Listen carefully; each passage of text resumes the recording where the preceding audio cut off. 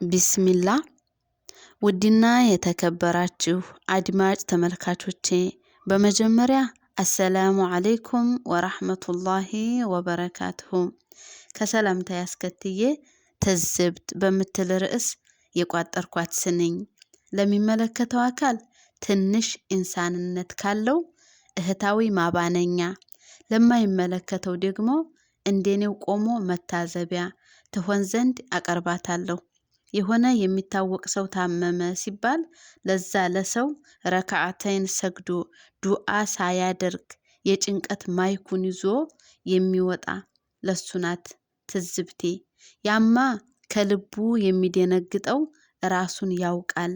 ደግሞ ንያችንን የሚያውቅ ፈጣሪ አለንና ንያችሁ ጥሩ ሆኖ እኔ በትክክል ስላልተረዳሁ ከሆነ ከወዲሁ ይቅርታ ጠይቃለሁ።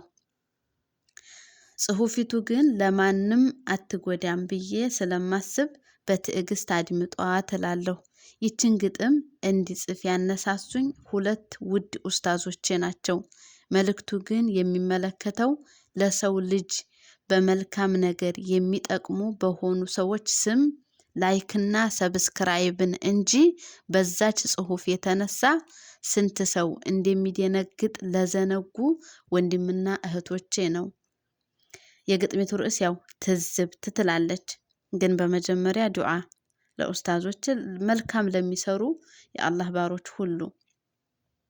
ክፉ አይንካህ ባባ የዕልም ውጥኔ ያኔ ያስተማርከኝ ሳይገለጥ አይኔ ዘመናችን ዋዥቆ ዛሬ ቅጥ ብናጣም ከልቤ ታትሞ ያ የዕልምህ ጣዕም እኔን ይወረኛል አንተ ስትታመም። በላይክ በታወረ በጨካኝ ልባቸው ሞትህን ሊያረዱን ሊገሉህ ቃጣቸው። እኔም ከዳር ቆሜ ምንም ሳልሰማቸው በግርምት ተውጬ እጅግ ታዘብኳቸው።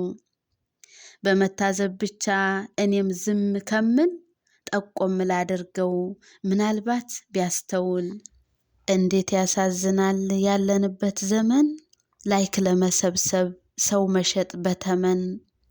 ማይክህን አታንሳ ልብህን ሳታደምጥ መልሶ ሲሰማው ኋላ እንዳይደነግጥ። እንዴት ልትበላው እንደምንስ ሊዋጥ የመጣን እንጀራ ሰውን በማስደንገጥ። በዚህ ልክ መቃዠት በዚህ ልክ መስገብገብ ቀነስ አርግ ወዳጄ እንዳትገባ ቀልብ።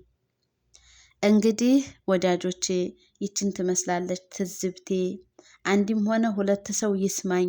ከተመቸው ላይክ ካልተመቸው ደግሞ ቅን አስተያየቱን አይንፈገኝ ትላለች ውድ እህታችሁ ተምር አህመድ።